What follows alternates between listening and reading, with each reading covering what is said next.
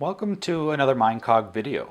In today's video, we're going to talk about something that I don't think is necessarily talked about very often and that a lot of people aren't aware of, and that is self-stigma. If you enjoy my videos and you would like to be notified of new videos when they are released, just click the subscribe button below.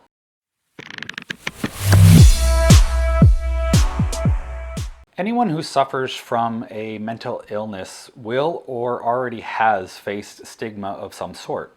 This could be from friends, family, employers, or other employees, and sometimes even from healthcare professionals. Stigma from other people can be very damaging to an individual.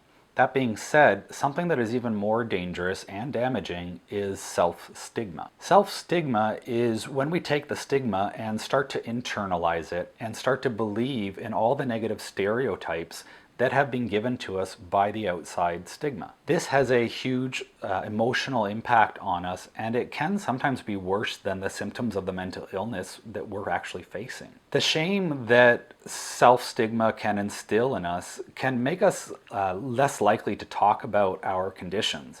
It can also limit our understanding and awareness of our situation, which allows the self-stigma to grow stronger. It becomes a vicious cycle that can be extremely difficult to get out of. Let's take a look at the types of self-stigma. First is alienation.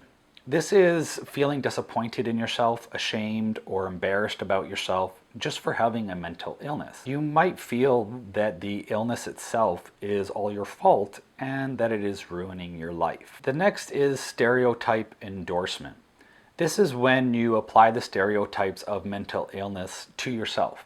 Things like you can't do certain things like dating or relationship, work at a good job, or have any type of contribution to society. The next is social withdrawal.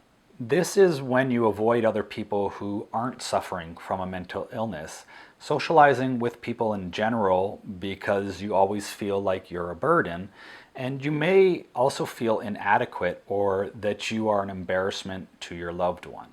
Let's take a look at the consequences of self-stigma. There are many different consequences to self-stigma. This is so damaging to us because it can slow down or even halt your recovery. It can trigger or increase your depression and also lower your self-esteem. Self-sabotage is also a consequence of the self-stigma. This can be similar to a self-fulfilling prophecy. We expect failure, believe that we can't have relationships, and often because of this, we isolate ourselves and don't bother taking risks. This can oftentimes be viewed as a way to protect ourselves.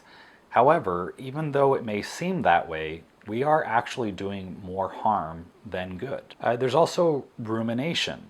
I believe everyone does this. However, those with a mental illness tend to do this more often and on a more severe scale. This is dwelling on our negative thoughts. This can include generalizing our experiences.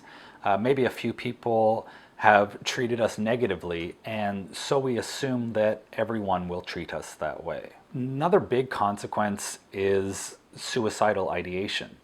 Suicidal ideation or thoughts can be increased because of self-stigma. Mental illnesses such as depression usually have suicidal thoughts as part of the illness. When we have self-stigma, this can increase the intensity and the frequency of those thoughts. When we feel like we are a burden to others, that things won't get any better and we can't do anything with our lives, we begin to lose hope, and those suicidal thoughts can increase. Let's take a look at how we can address self-stigma.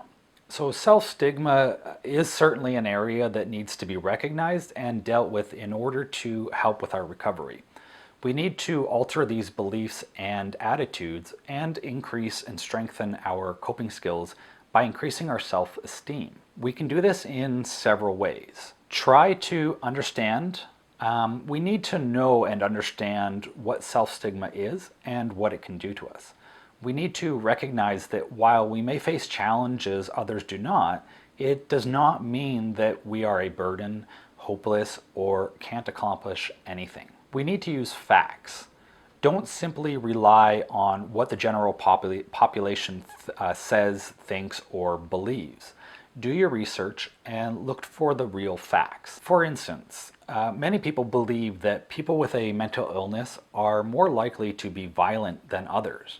The fact is that people who suffer from a mental illness are more likely to become victims of crimes rather than be the perpetrators. You want to keep in mind that you may suffer from self-stigma throughout your recovery process.